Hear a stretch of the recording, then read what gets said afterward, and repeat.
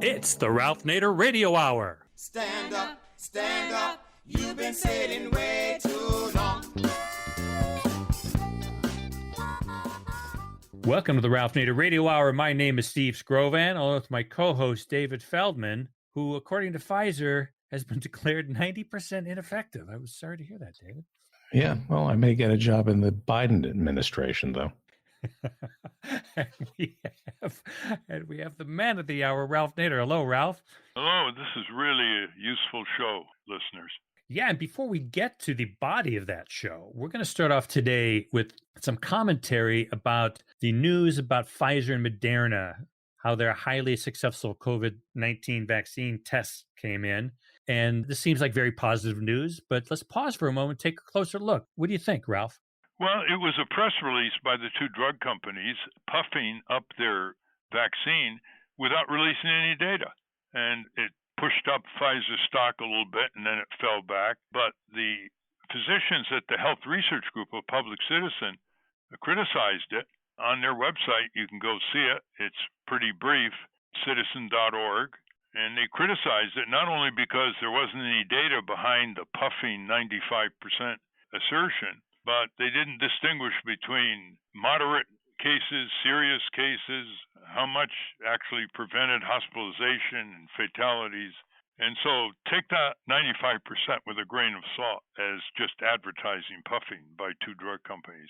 It's unfortunate that most of the media, Steve and David, just swallowed it whole and kept repeating it uncritically, even though Public Citizens sent their statement out, everybody in the media, and it didn't make much difference except it was pointed out in the Wall Street Journal and a couple other publications. And I did notice that Sanjay Gupta on CNN did say, well, we haven't seen the data yet. He did mention that, but it wasn't really something I don't think would land because we're in the land of wishful thinking now, and we just all want it to be so true. That's true. The other point I want to make to our listeners, we're now in the enrollment period for Medicare. So people who want to join Medicare have until, I think, the end of the first week in December to enroll. Watch out for Medicare Advantage. That is a corporate-dominated Trojan horse that now has lured 1 out of every 3 elderly Americans into the plan. And it's basically a corporate insurance plan burying and undermining traditional Medicare. As Dr. Fred Hyde, who knows what he's talking about, he's both a physician and a lawyer in Connecticut, said to me about Medicare Advantage, it's not what you pay, it's what you get in the fine print. They lure you with all kinds of benefits, but people have found out the hard way that when they have a serious procedure in a hospital, they have to bicker a lot more with Medicare Advantage than with the traditional Medicare. So even though Medicare has been forced to include Medicare Advantage in its big manual that it sends you every year because of the health insurance companies' influence in Congress, both Democrats and Republicans, be very aware of this. Go to groups like Consumer Reports where you can get more information about the kind of choice you want to make. And listen to our show from Fred Hyde. Put Fred Hyde or Medicare Advantage in our search engine and you'll get the real story. And don't listen to Joe Namath, whose commercials blanket the cable airwaves hawking Medicare Advantage. It's really Medicare disadvantage. It's no advantage at all, right? Well, thank you for that, Ralph. Now we're going to get to the main part of our show, which I'm very excited about because our first guest, Katie Fahey, has never considered herself a political person. But 4 years ago in 2016, at the age of 26, mind you, she posted on Facebook her desire to end Michigan's gerrymandering after she noticed one of the districts was shaped like a weightlifter flexing his bicep. And this sparked a movement. With the help of 14,000 volunteers, she succeeded in creating an independent Redistricting Commission to draw fair boundaries for 2022. There's still so many states that are gerrymandered in bizarre ways that enable the politicians to pick the voters rather than the voters picking the politicians. For instance, the districts in Wisconsin are so distorted that Republicans can win 67% of House seats even when they only win 48% of the vote.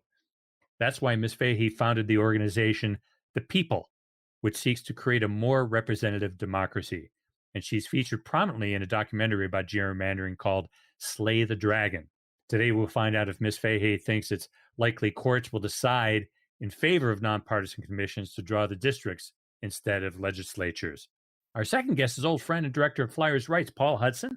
This week, the FAA lifted its ban on the infamous Boeing 737 MAX after two crashes claimed the lives of 346 passengers, including Ralph's grandniece, Sanmia Stumo. We've been monitoring this story since the beginning, and Ralph has been advocating to axe the MAX. We'll tell you more about that later. The plane may be approved to start flying again, but will the public be willing to board? We've invited Paul Hudson back to tell us how Boeing and the Federal Aviation Administration, even after they pledged to be fully transparent, continue to keep their documents and testing secret. In between, we will, as always, take some time to check in with our corporate crime reporter, Russell Mokhiber. But first, let's find out how to slay a dragon. David? Katie Fahey served as founder and executive director of Voters Not Politicians, a grassroots nonpartisan campaign that ran a successful effort to end gerrymandering in Michigan. Now, Ms. Fahey is executive director of The People, a nonprofit organization committed to sharing the lessons learned in her home state.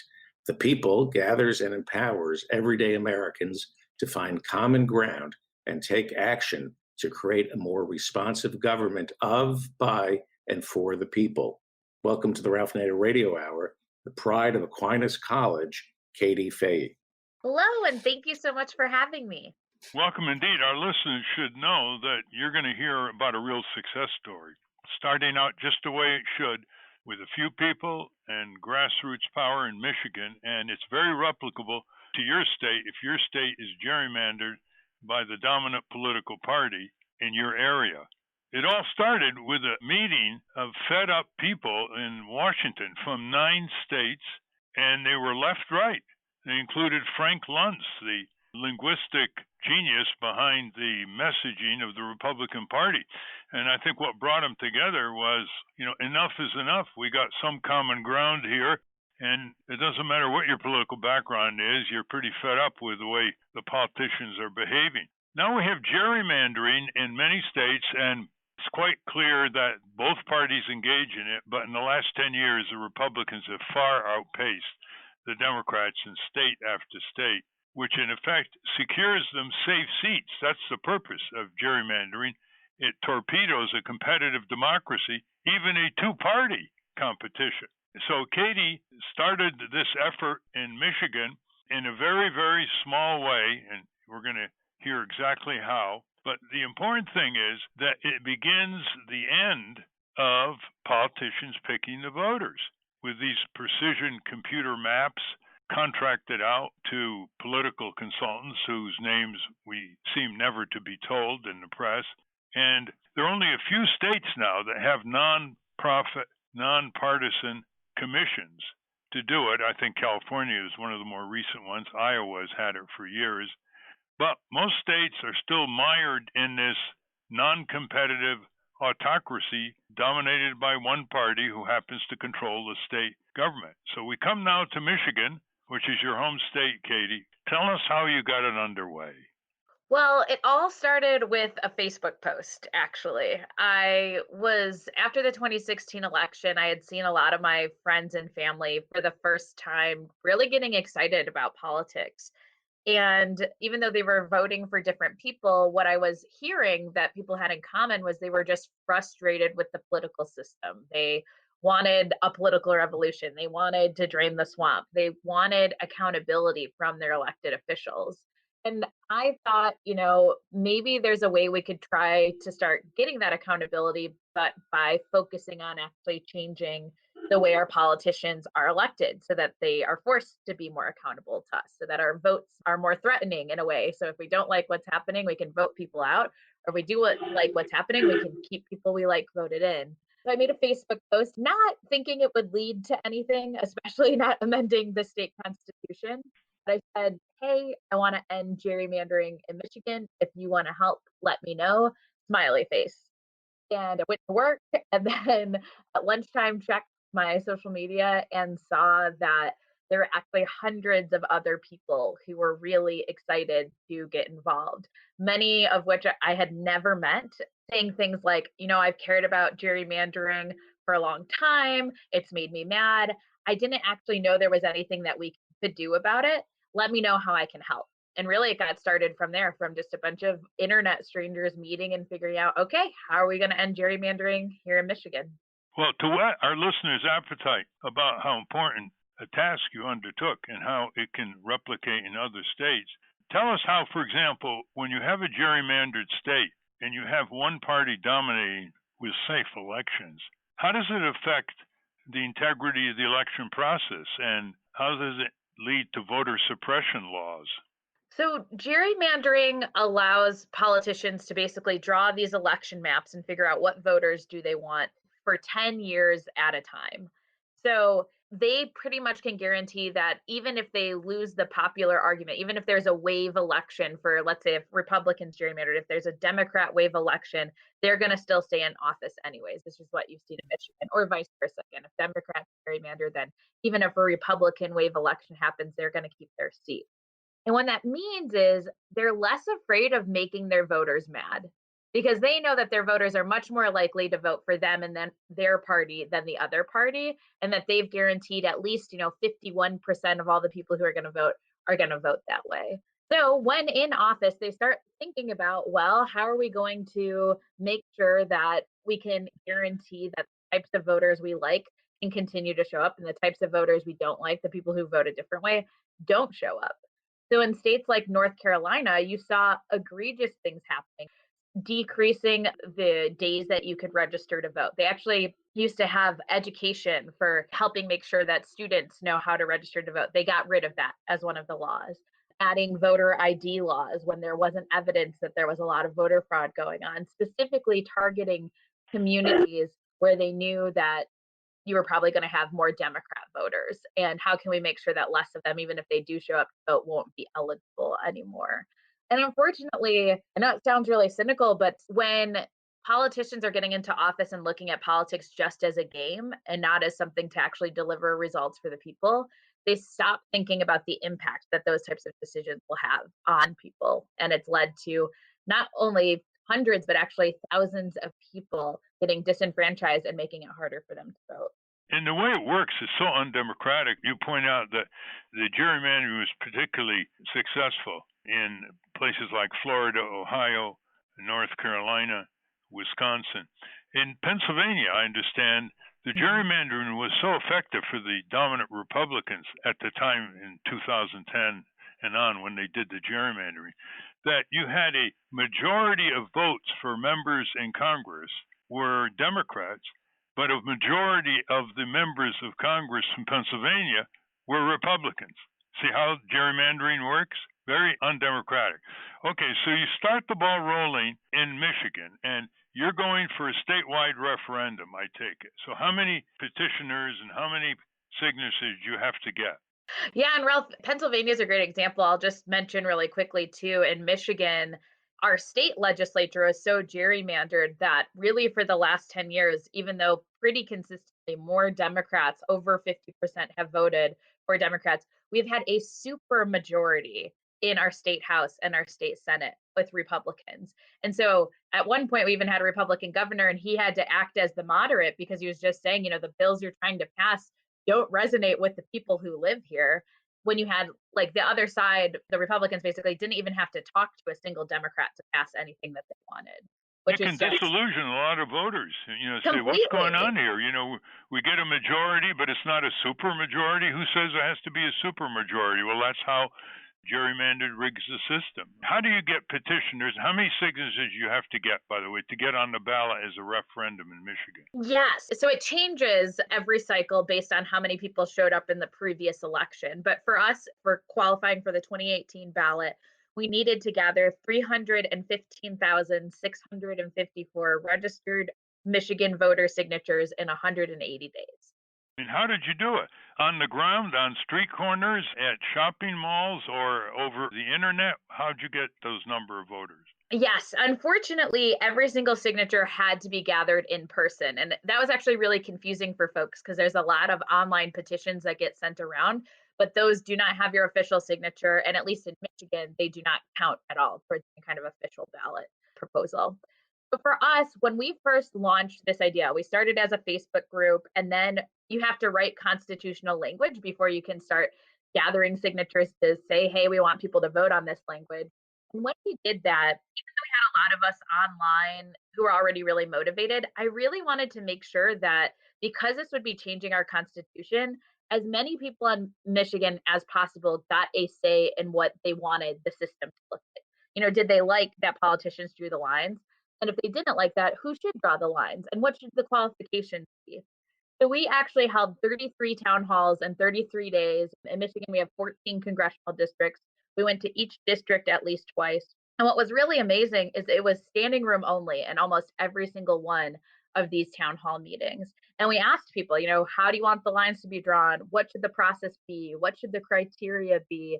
Also, how has gerrymandering impacted your own local community? And what does that look like?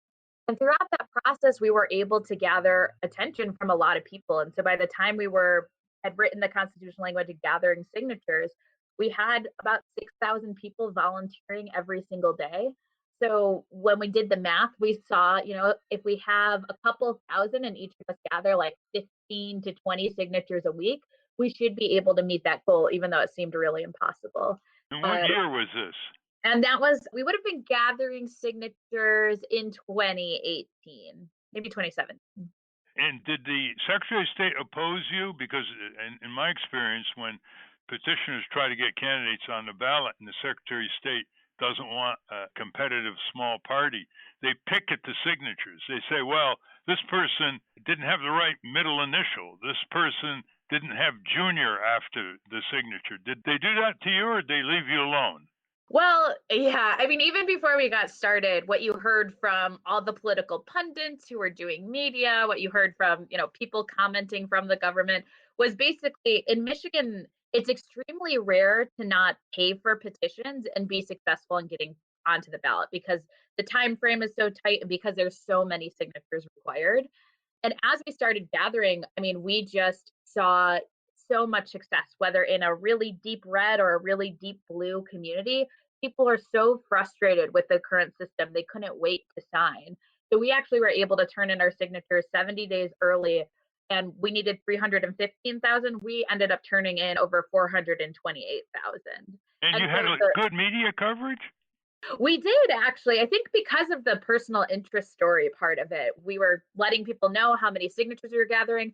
And so one of the questions you asked earlier, we were everywhere. It was right before Thanksgiving, and we had actually talked to the workers, the sanitation workers at the rest stops in Michigan. We have a pretty big highway system.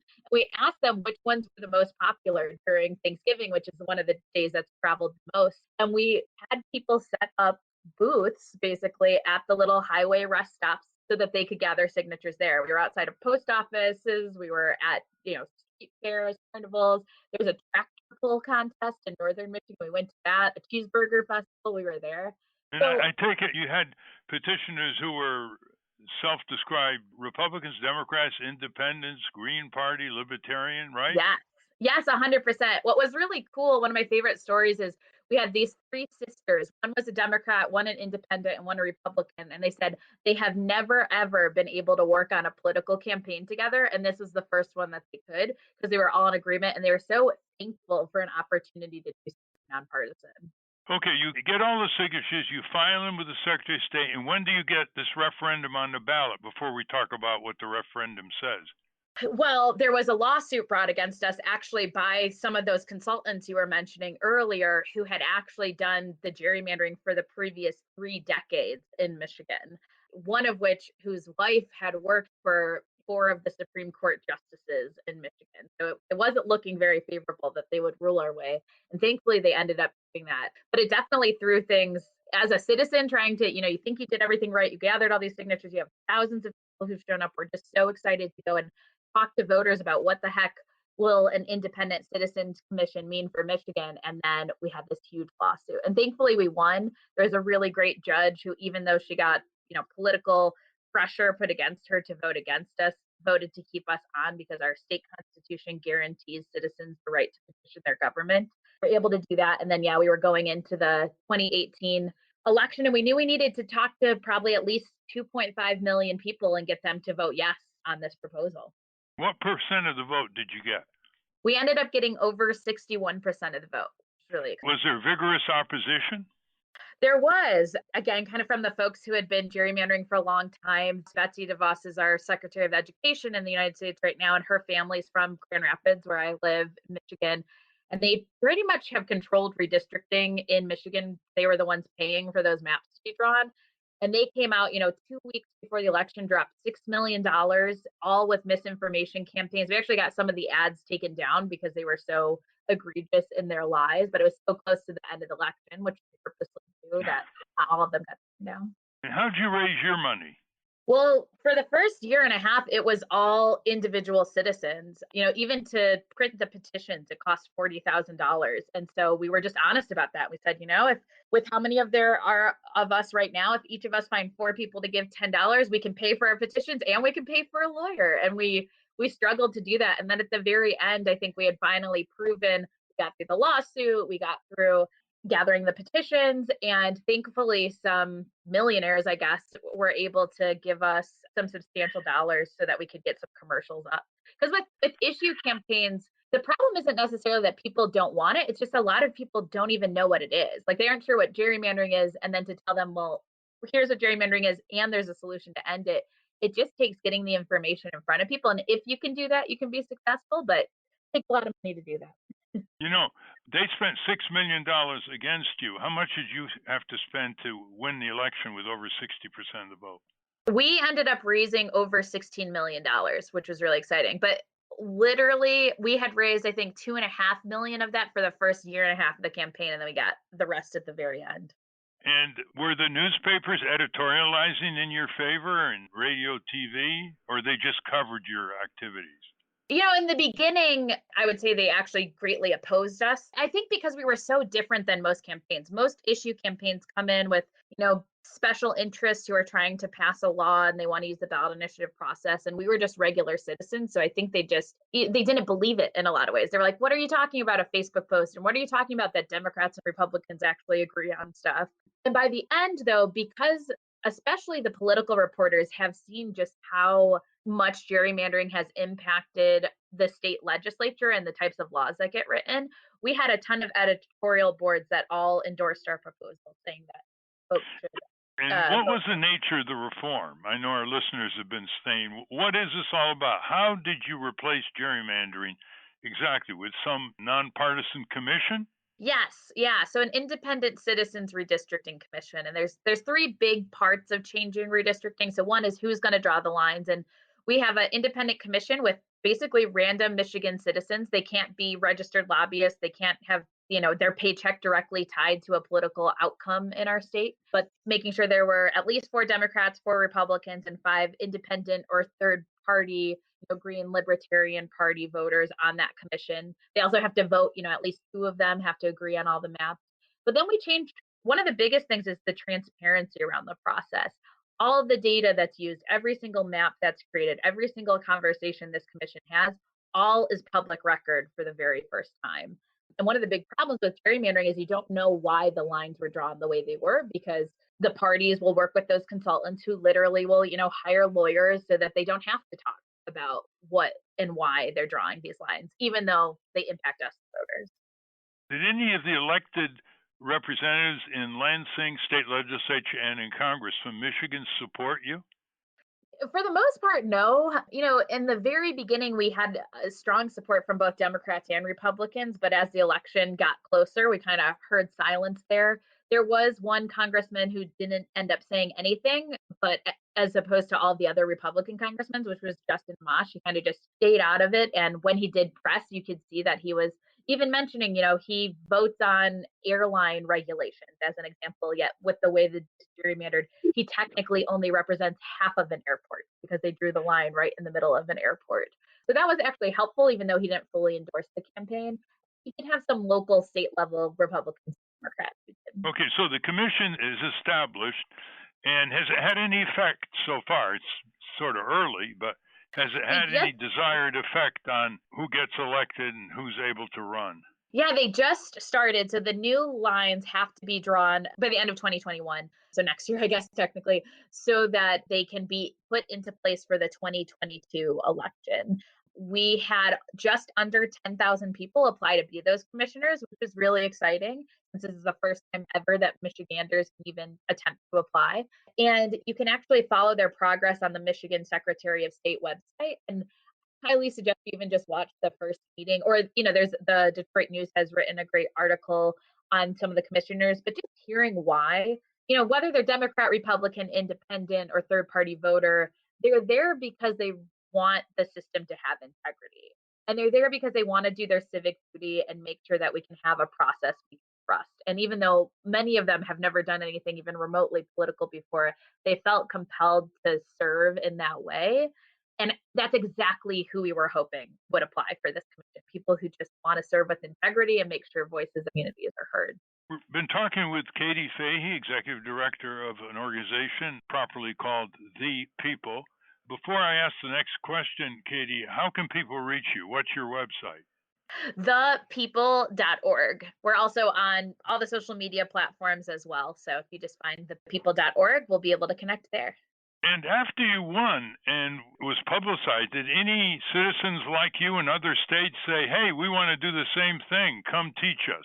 Yeah, that was one of the coolest parts. When we first started, a lot of people kind of laughed. They said, regular citizens, even if they seem excited right now, it's probably going to die out. Or, just because you have people online doesn't mean they're actually going to mobilize in person. And we got a lot of skepticism, and that stuck with me. I was really disappointed that, if you had several hundred people showing up to your organization saying, hey, we see you want to end gerrymandering, can we help? Just to have the door slammed in our face was really, I wasn't expecting it, to be honest. And so as we were starting to get attention, I started getting people reaching out from all over, from Nebraska, from North Dakota, from Oklahoma, from Oregon, all saying kind of a similar thing. I didn't know there was anything we could do about gerrymandering. I've known about it and cared about it for a long time. Can you help? And in the middle of the campaign, I was like, well, I'd love to help. I just don't know if we're doing it right because we haven't been successful yet, but give me a second. And so as soon as the election was done, me as well as a bunch of people who had helped in Michigan, we wanted to pay it forward and be able to help people figure out what's the right solution in their state. One problem is a lot of states don't have the statewide referendum system. I mean, a lot of the Western states have, but if you don't have it, you have to go to the state legislature and, good luck to get a nonpartisan independent commission. So this really doesn't take into effect until next year. Is that right? Yes, yeah, and yeah, about half the states have a citizen-led ballot initiative process, and the other half, though, the one thing I would just emphasize that I think is important to think about, especially because this process is about to be done again, since the legislature has to draw the lines, in almost every state, they do have some type of required public hearing or at least a committee meeting where people could attend and give comment. And people showing up to those meetings and one advocating for a different way to draw the lines, whether it's an independent commission or asking for certain criteria like, we want to have the guarantee that this won't disproportionately advantage one party over the other. Or the second thing that people can do is go even just talk about your own community and talk about, hey, I live in this city that's actually in 3 different congressional districts. And my school district is actually in, 2 different districts, which means if I have an issue, I have to go try and talk and get the attention of 3 different politicians. It's not working for me. Because that becomes public record, if a lawsuit is later brought saying that that state did gerrymander their maps either racially or politically, that can be really critical evidence where the legislature has to actually account for why they ignored the will of the people. So it's kind of a little more convoluted and takes a little bit longer, but it is actually really important that people have their voices heard during this process. Katie, where'd you get your drive? You must have been at certain points discouraged or obstructed by the opposing forces, and you persisted. Where'd you get your drive? Yeah, I think there's a couple places. I mean, one was there's so many issues I care about that I feel like aren't being seriously addressed by our legislature, both here in Michigan, but also in the country. One in particular, my background's actually in environmental sustainable business, so like environmental social oriented business practices. And even when a majority of people in a community really want something to happen. When you have a gerrymandered legislature, they can just ignore it, or they can listen to special interests who are paying them more money to not, have them listen to their voters. And I just kept thinking, if we don't change this process, we're going to be faced with another 10 years of gerrymandering, another 10 years of a legislature that's going to ignore the will of the people. So even if I failed, at worst, we just have the status quo, even if maybe I look silly or whatever. So I think that was part of the motivation, is just like, it's really bad right now, and I really want to be able to look forward.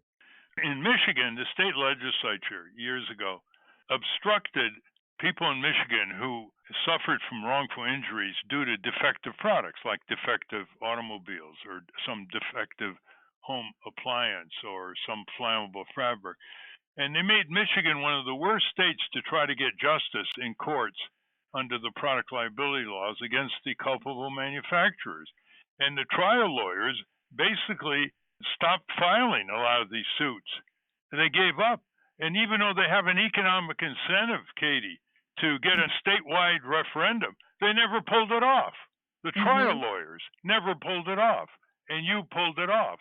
I hope you have some interest in opening the courtroom door to all these seriously wrongfully injured people who need to have their day in court to get adequate compensation for their injuries and to deter unsafe manufacturing processes. Are you thinking of another statewide referendum?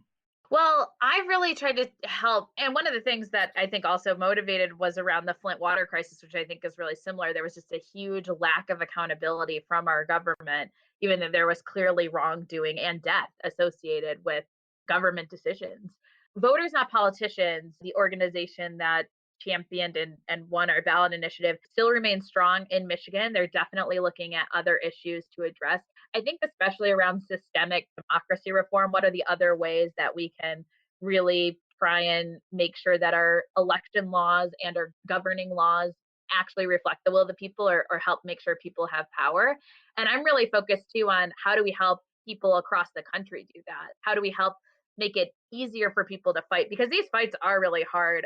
I mean, we were successful, which was amazing, but it took literally thousands of people, millions of dollars, and a ton of determination for us to do that. So I'm really trying to take the tools that we built, the connections that we made, also the best practices that we use, and pay it forward to folks across the country who are trying to make it. Well, I would think some political science professors would be very interested in writing about how you pulled this off. They've been writing books like How Democracies Die and Democracy in Chains, and we've had some of the authors on our program. But they often don't really get down to the grassroots to see how democracy can be revived and restored. Before we run out of time, I want to get Steve and David in on this. Yeah, Katie, this is such an inspiring story. And I noticed in your bio information that you have a background in improvisational comedy. You wouldn't notice from this show, but that's what David and I do too. We're both comedy writers who have a background in stand-up. So I wanted to know, what about that experience and training helped you as an activist? How did those skills translate? I mean, you're doing a town hall, so you're putting on a show. Right? It really is. One of the things I had to break right away was being able to react to the quote unquote audience or the people listening, because I often could make a quick joke, but it would kind of have a partisan lean, even though I was acting very nonpartisan. So I had to kind of cut that out. And I know not everybody's done improv, but something with improv is that you are making up everything on the spot. And you are in front of, probably hundreds or thousands of people. And you really have to trust the other people that you're on a stage with. And one of the things that you learn is a phrase called yes and, that you're always, no matter what the other person next to you says, you're supposed to go with it and accept it and kind of say like, yes, okay, we're going to be astronauts on the moon or whatever it is. And there were so many reasons that we were supposed to fail. There were so many obstacles thrown against us. We had a board of state canvassers that has to approve your petition, and they had delayed us 54 days when normally this was a process that took 48 hours. The opposition money, the lies that were put out, again, having to raise enough money. And I think the attitude of like, okay, yes, and like we are going to at least try. Nothing ever felt like it was impossible, or at least that we couldn't try. And I always figured, if we try and try and try, and again, if we fail at the end of the day, okay, we fail, but we've got to at least try. And what I realized pretty quickly is not everybody is built that way. There's a lot of people who let kind of that fear of failure get in the way. And I think improv or comedy, you're not going to have a great set every single time. You're not going to get the audience to laugh, even if you think you're hilarious every time. Being okay with that, I think, was really instrumental to kind of the grit that it took to be successful. That's great. That makes so much sense. You know, Katie, I listened to you being interviewed by Michelle Martin on NPR, and something was very, very compelling that you said, and I want to quote it. You said, quote, "We live in communities. Our neighbors could be Democrats, Republicans, independents, people who vote, people who don't vote. But we all care about our local community, our water, our schools, our safety, our ability to make a livelihood. And that's the last thing politicians are thinking about when they're drawing these lines," end quote, meaning the gerrymandering lines. Any last things you want to tell our listeners who by now are exhibiting symptoms of enthusiasm? I do think that all of us probably have so many things that we care about, and it can feel really overwhelming to figure out where's the best place that you can put probably the little energy you have on top of everything else going on in your life. But I just want to emphasize that in years ending in 2020, redistricting is going to happen whether we like it or not. And it is going to impact, these election maps are going to be drawn this year and are going to be stuck in place until 2031. So anything you can do to try and make that process more fair, more transparent, make sure that your voice is at least being heard, has such a higher chance of having an impact that will guarantee future generations of voters have more equitable elections. I would just say it is so worth the investment. And if you're looking for any way to do that, there's so many places that can help, but thepeople.org is one of those places. And you won't regret it too. It seems a little wonky. It can sometimes be hard to hop into something you know about, but you haven't been in the process, but it will be worth it. And I do think that your community deserves the. And Katie, I assume that the people, the organization that you had, people can go to thepeople.org, you're willing to help people from all over the country. So if some of our listeners and others contact you and say, "Can you give us some advice?" you'd be perfectly willing to do that, I take it. Yes, 100%. We focus on helping people figure out their path to action, as well as connecting you to other people where you live who also care about them. Well, the Democrats in the November election certainly didn't help much. They didn't flip one Republican legislature. And the Republicans really are far ahead and more diabolical in the way they press gerrymandering shamelessly and with great precision. So when a majority of voters are from other parties against the Republicans end up with more state and congressional legislators going to their institutions. It's really quite a remarkable difference in political energy in the last 2 years between the Republicans and Democrats. Well, we're out of time. Thank you very much, Katie Fahey. People, go to thepeople.org for more information. Great story. I hope the national press covers you more and more. Thank you so much. We've been speaking with founder of The People, Katie Fahey. We will link to The People's website at ralphnaderradiohour.com. Let's take a short break. When we return, we're going to talk to an old friend and director of Flyers Rights, Paul Hudson. But first, let's check in with our corporate crime reporter, Russell Mokhiber. From the National Press Building in Washington, D.C., this is your Corporate Crime Reporter Morning Minute. For Friday, November 20, 2020, I'm Russell Mokhiber. Congressman Jamie Raskin is calling on the Department of Justice to publicly release its corporate crime settlements database. In an August 2020 letter to Attorney General William Barr, Raskin requests that the lists of all corporate deferred non-prosecution agreements be made public. Now, almost 3 months later, Raskin has yet to get the list from the department. I have asked the department for a full public accounting of all non-prosecution and deferred prosecution agreements entered into by the Department of Justice with corporate criminal defendants. I trust and believe that the department is working in good faith to provide me that information, and I look forward to a prompt, full accounting. For the Corporate Crime Reporter, I'm Russell Mokhiber.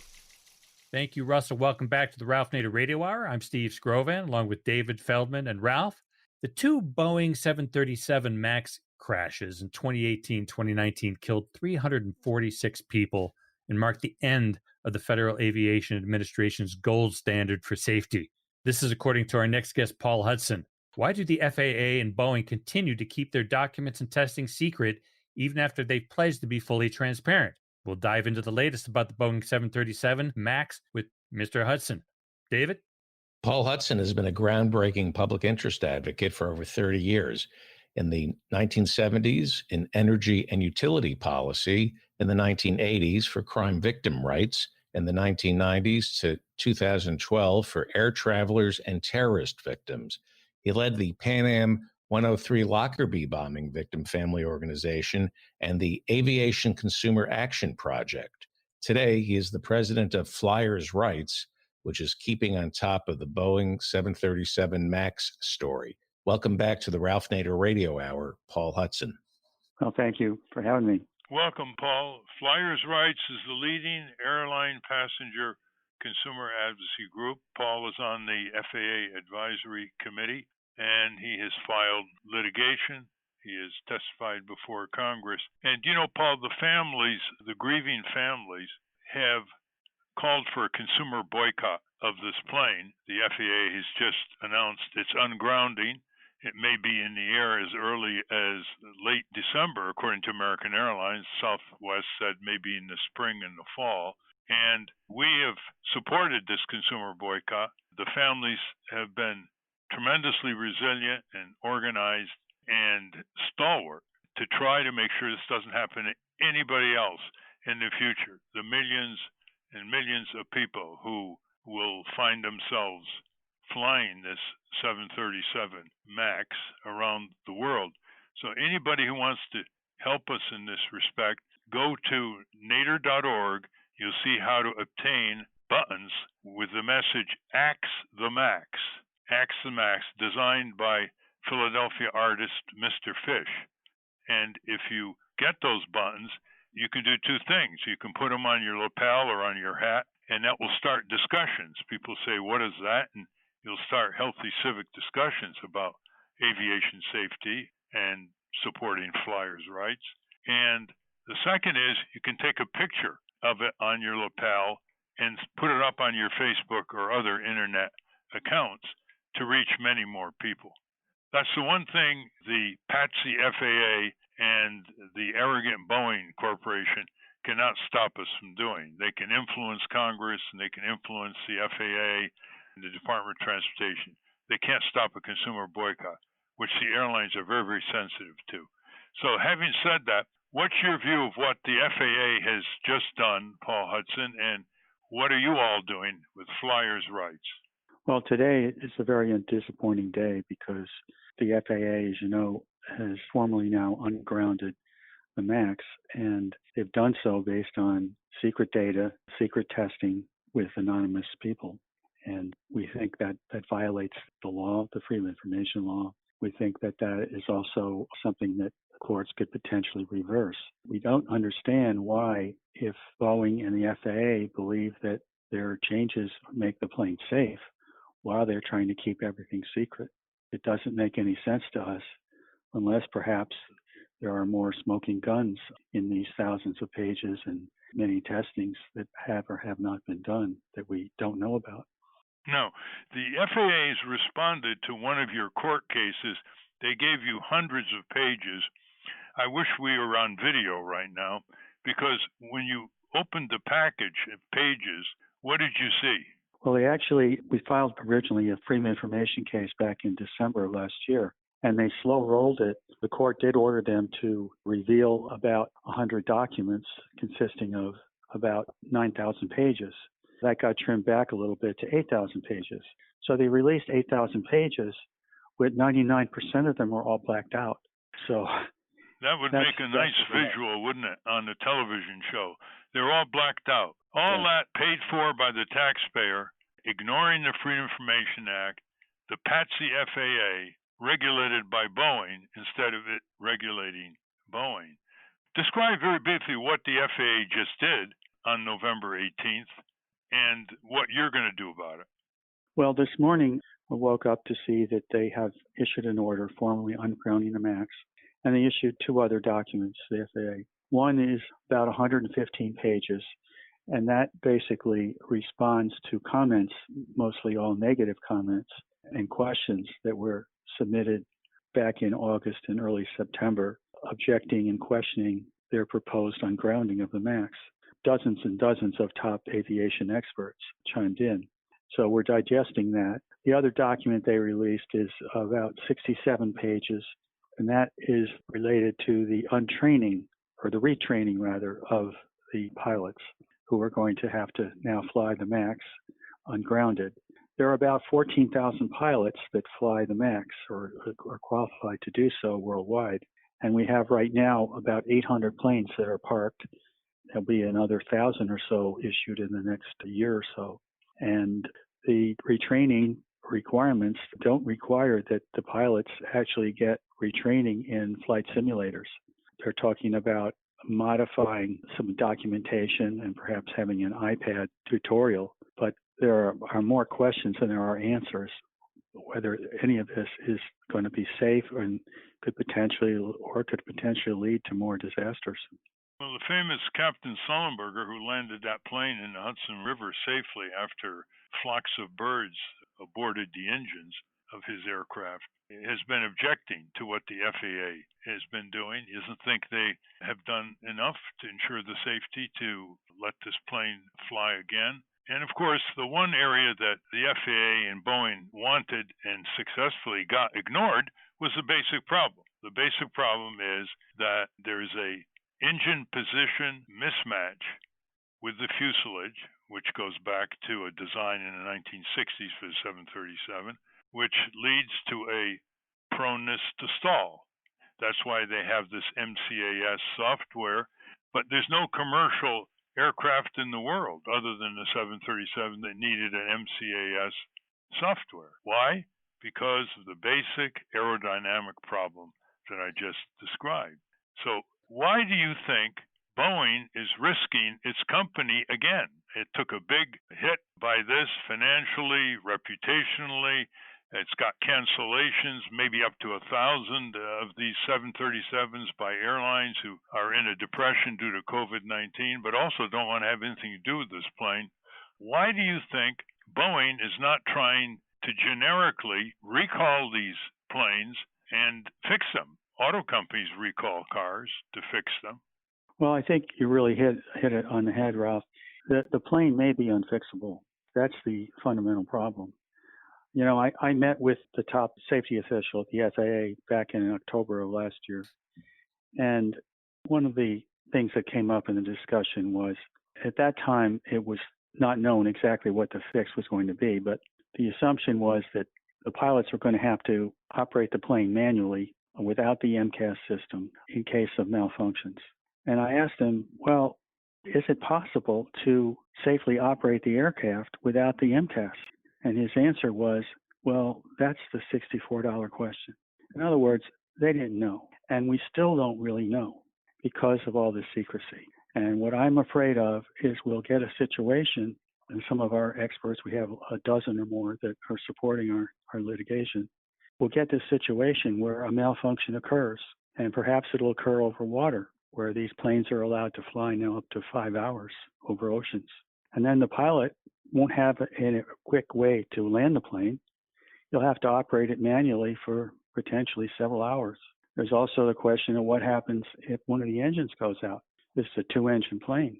It used to be that they didn't allow 2-engine planes to fly across oceans, but the manufacturers have persuaded the FAA that that's safe enough. Now, it can play on one engine, but with an MCAS, with an unstable airframe, we really don't know if that's possible. Well, with increasing automation, increasing software running these planes, the MCAS, by the way, listeners, was put in these planes without the pilots knowing about it and without being trained about it. Even for a while, the FAA was in the dark, and it was supposed to correct if there was a stall, but actually it took control of the plane in tremendous gyrations, the pilots trying to re-steady the plane, and this stealth software finally drove the plane at 550 miles an hour into the Java Sea and off Indonesia and into a field in Ethiopia, killing 346 people on board. Why do you think the FAA is so unaccountable, Paul? You've been monitoring this all these years. Congress, White House, Department of Transportation. Justice Department. It seems to be getting more and more of a toady relationship with Boeing, letting Boeing certify itself in this infamous ODA, delegation of authority from the FAA to the Boeing factories. Why is this continuing to occur? Where would you put the primary blame? Well, the primary blame, I think, has to be with Boeing in urging Congress to essentially delegate safety to them. And they've persuaded that on both sides of the aisle. It also, of course, lies with the FAA itself. We have one administrator after another who either ignores the problems or kowtows to Boeing. And we have the lack of any oversight by the executive branch generally. This is not the first time that we've had major problems with new aircraft certification. And the FAA has had a long-standing tradition of keeping everything secret for certification. They did that with the 787 Dreamliner, came out in 2013, and it had battery fire problems. It caused it to be grounded for at least 6 weeks. They presently have problems with the 777X, which was supposed to be certified by now, but there are problems, most of which are being kept secret. Boeing has problems with military aircraft that has been contracted for with the government, and its effort to become part of the new space program has been a complete failure. The Boeing Corporation, I think, probably has to be restructured, and I would say their entire board needs to be replaced and their top leadership if we're going to see a rectification of this. To elaborate that point, Boeing started out as a Sterling Engineering Corporation, and then it merged with McDonnell Douglas, whose executives, in effect, took over Boeing, and it became a financial corporation. And by that I mean it allowed Boeing marketeers to override Boeing engineers in the case of the 737 MAX, and it spent tens of billions of dollars in stock buybacks, which don't produce any job, don't produce any research and development, and disinvested the company in developing new planes. In fact, in 2011, they were going to develop a new plane, and then when American Airlines got a big order from Airbus, the executives at Boeing freaked, and they did this hooked-up version that ended up being called the 737 MAX, based on a design that was developed in the 1960s. What kind of legal action are you going to take, Paul Hudson, against this FAA ungrounding decision? Well, we're certainly looking at all the legal options. One of them is we can appeal this ungrounding order, and we can ask the Federal Appeals Court to reverse it, particularly since it's based on secret data. And there's longstanding legal precedent that says the FAA cannot make major safety decisions based on secret data. We can also, and we will continue to pursue the case we now have in the FOIA area, which would require the court, if they agree with us, within the next month, to require the disclosure of the secret data.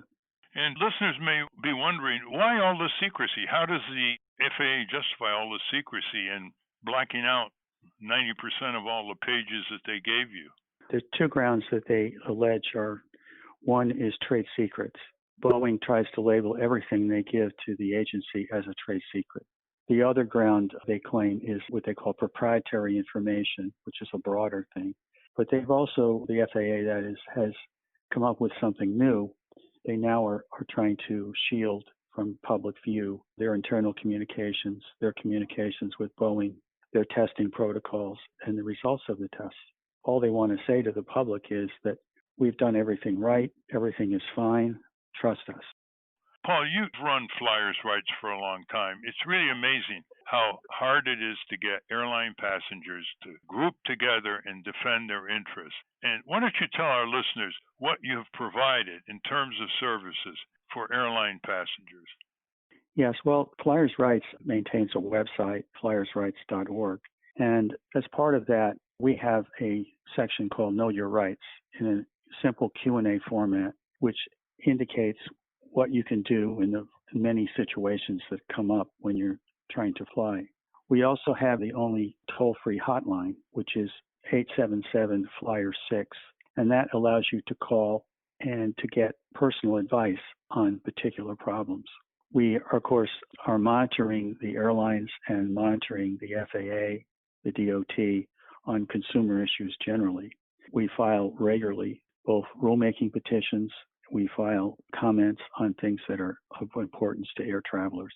And we're really the only defense or offense that airline passengers have to have a say in what happens with regard to air travel.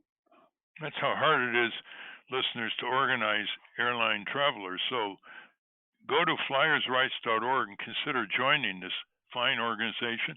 It'll help you economically, and it'll help build a safer airline industry.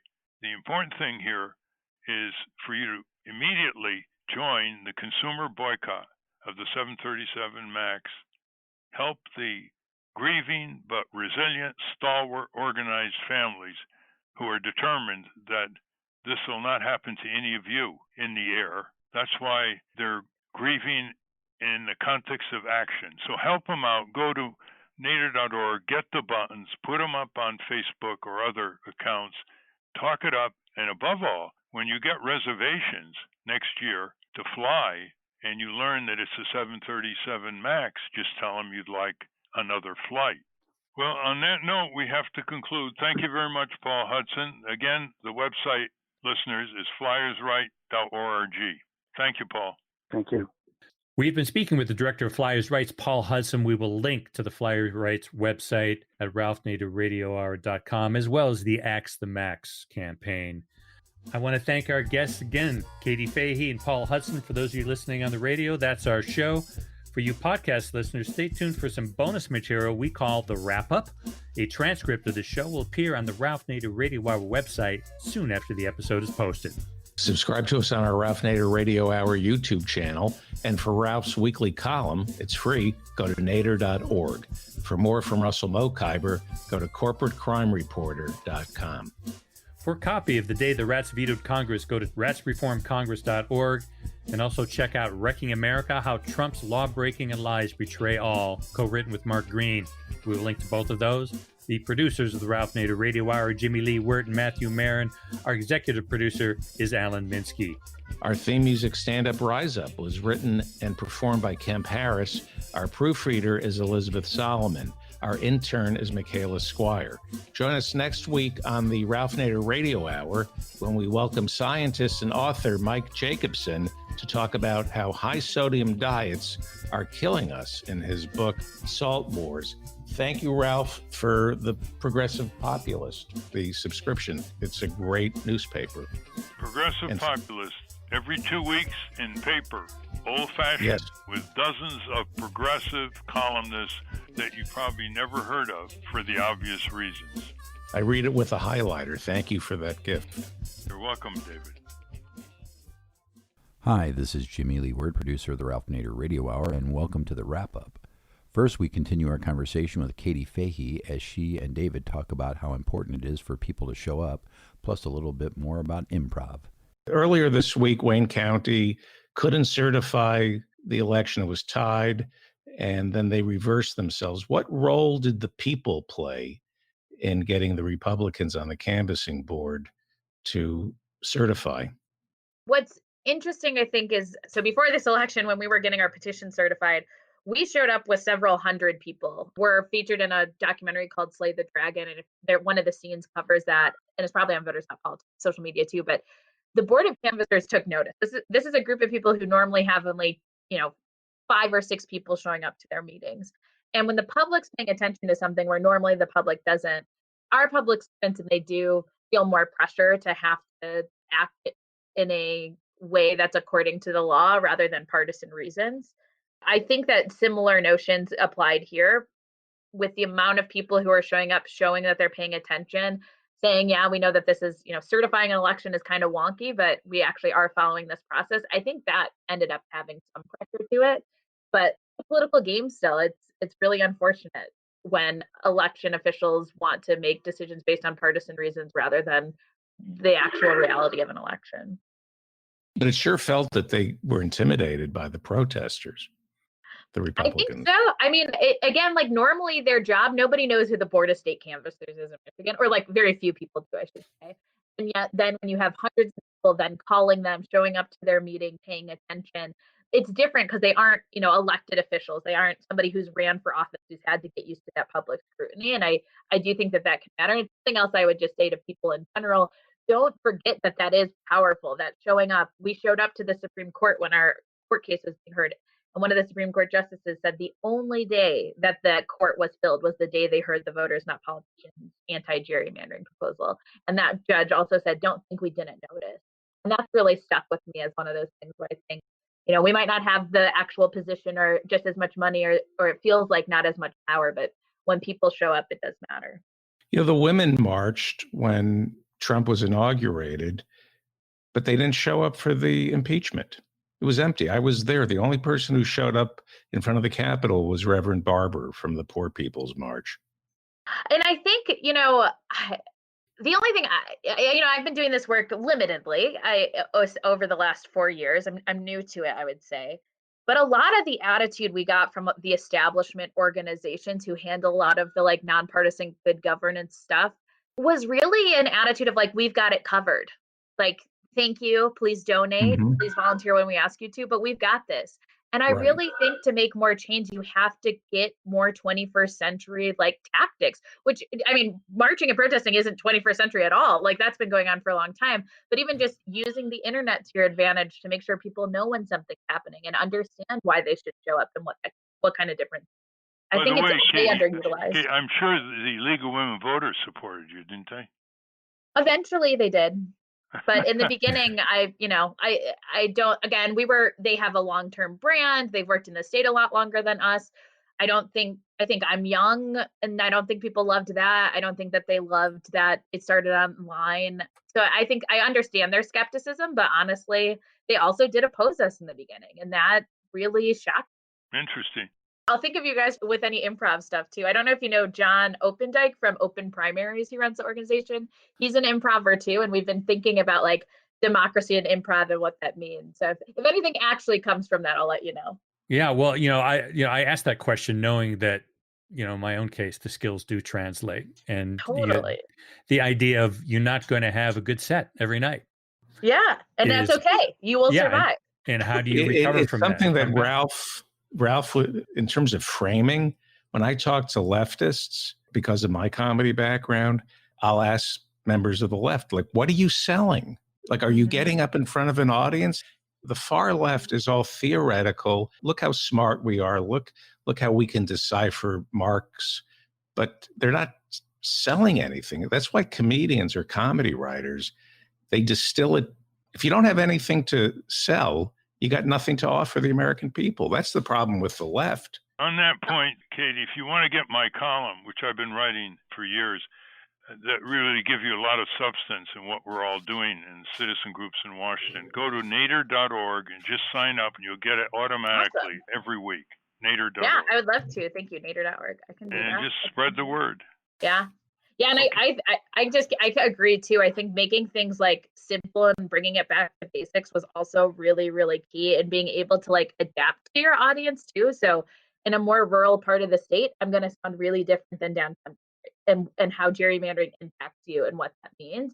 And being able to read it that way, I don't know what you call that, but that was definitely important. And it was okay. We weren't selling a different product overall, but it was different. Yeah, and it's called reading the room. You were able to read the room. Exactly.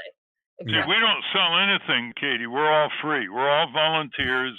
Nobody gets paid anything for this. So David gets 45 cents for a stage show when he does his comedy. But otherwise, and I feel guilty for it.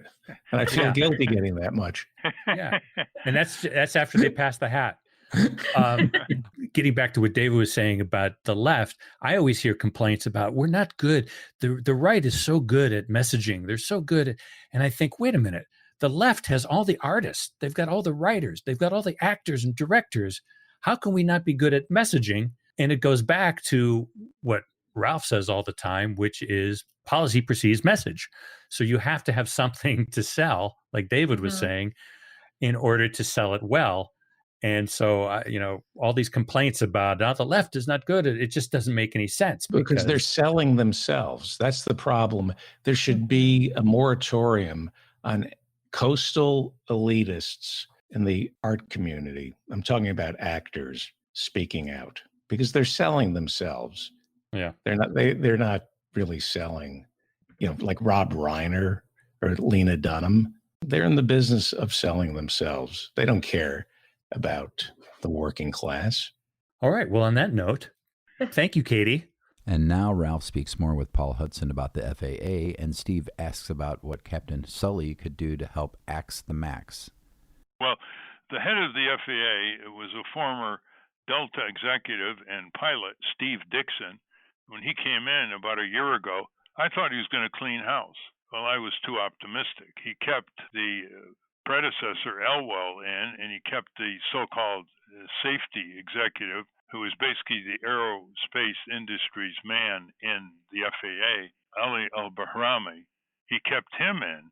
So nobody lost their jobs after these two disastrous crashes and the bungling of the FAA.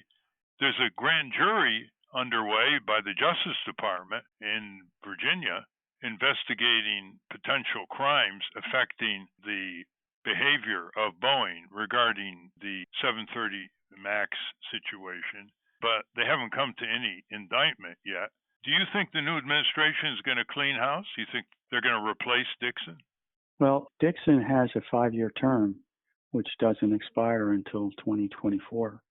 So I don't think that's particularly likely, but there's many things that they can do.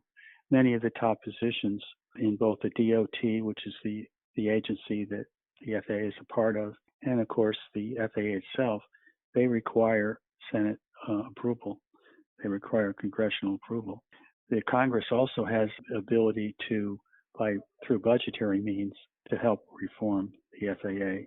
But so far, while they've issued reports, they have not really done what's needed, we think, to truly reform the FAA.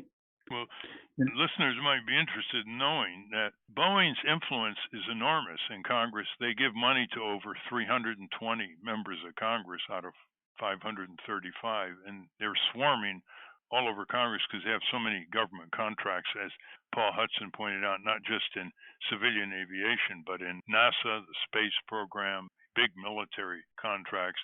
And one thing they've made sure is that the FAA budget is too small.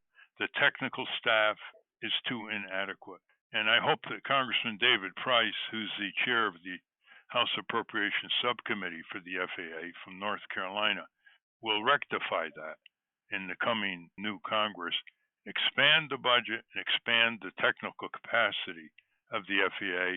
And I hope that the other committees will expand the regulatory authority of the FAA, as you have called for so many times in your own testimony, Paul. Some of the airlines are not charging reservation fee. Southwest Airlines never charges a reservation fee to change a reservation. But aren't the other airlines now making an exception for people who don't want to fly on the 737 MAX? Yes, many of them have announced that. How long that will last, we don't know. But the airlines that are flying the MAX, are going to be flying the MAX if things don't change, are number 1, American, number 2, Southwest, and number 3, United. Delta is presently not having any MAX or any Boeing planes, actually.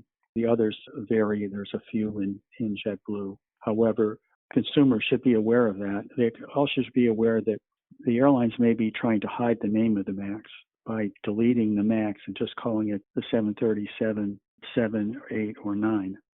But it's really the same thing, and you can easily find out. And if you have any questions, you can call our hotline on it, and we'll tell you what the correct designation is. Just before we conclude, Paul Hudson, I'm talking with Paul Hudson, the director of Flyers' Rights. You can go to flyersrights.org.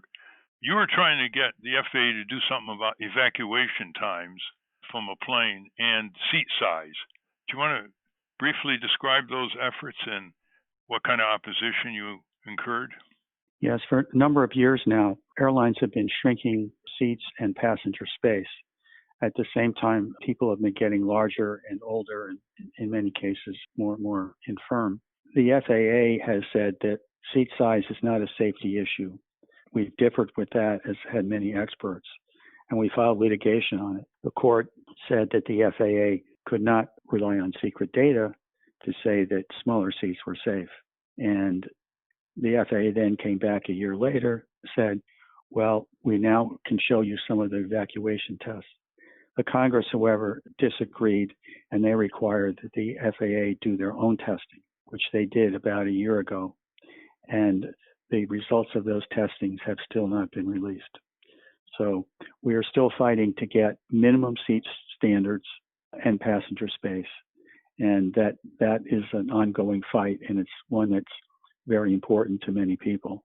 Well, the FAA is just shrouded in secrecy, its own tests, and then it makes excuse for Boeing by saying it's trade secret, proprietary information.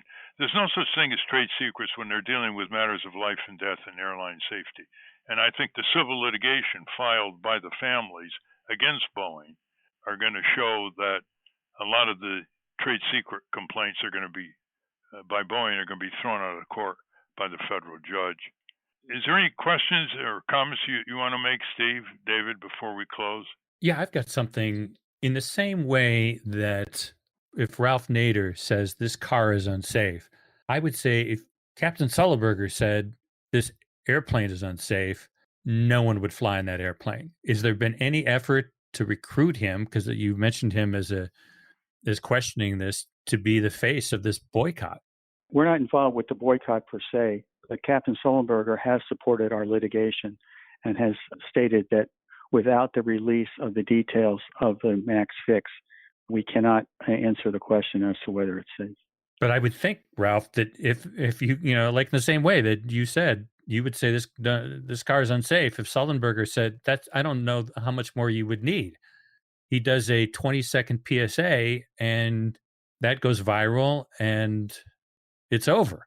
Well, you can see where he stands. He's quite granular on his views, and he's going to get more information in the next week to inform his judgment by an interview he gave the Seattle Times. So if you go to the Seattle Times website, he gave an interview, I think over a month ago, where he indicated considerable criticism. Would you think about reaching out to him yourself, Ralph? Yeah, of Someone course. of your stature? Yeah. Yeah, of course. Because I'm talking about campaigns and talking with Katie Fahey about how you get messages across. I can't think of any more trusted figure in airline than Captain Sully. Well, he's going to be interviewed, I'm sure, in the next day or two or three. So we'll see what he says and how far he wants to go on that. But for our part, just go to nader.org and you'll see how you can get the Axe the Max buttons and get people to feedback as vigorous discriminating consumers when they make reservations with airlines who are reflying the 737 MAX. There are going to be about 5,000 of them in the air around the world, by the way. This is no small volume.